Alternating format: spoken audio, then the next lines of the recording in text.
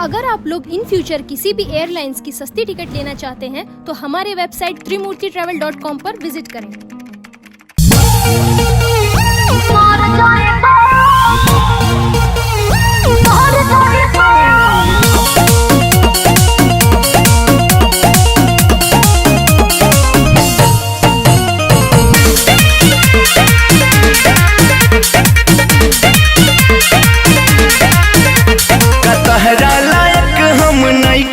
गोरी एक हाली प्यार से तकन हमरा ओरी। बाप रे बाप वो तारा हो कतहरा लायक हम नहीं खिए गोरी एक हाली प्यार से तकन हमरा ओरी।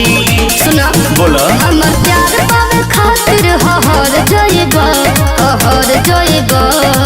ऐसन बगा मार बखिया तो हो मार बखिया तो मार बखिया तो ए बाबू मर जाएगा हमरा चेहरा के लाइट से जोर जाएगा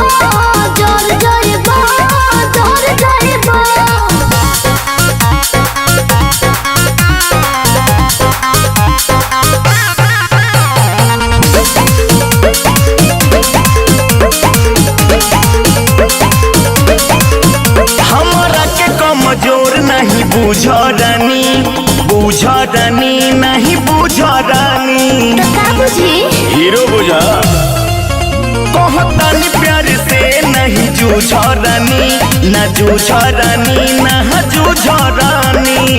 सुनावा हमरा संगे सफर में तू गर जाएगा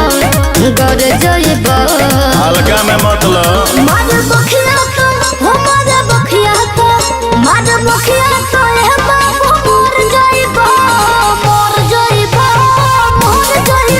हमरा चेहरा के लाइट से जोर जाएगा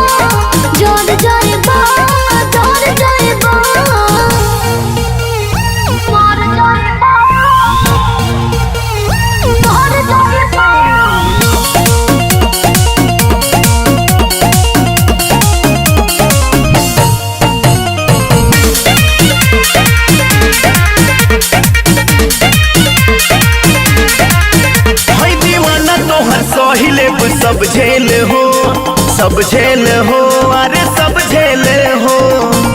अच्छा धीरे धीरे करे लगबू तुहू मेले हो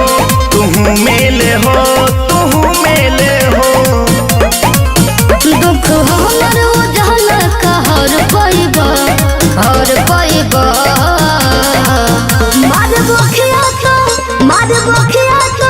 मार बखिया तो ए बाबू मर जाएगा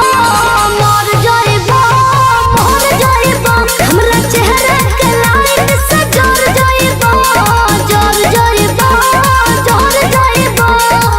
हट हवा आवे दे।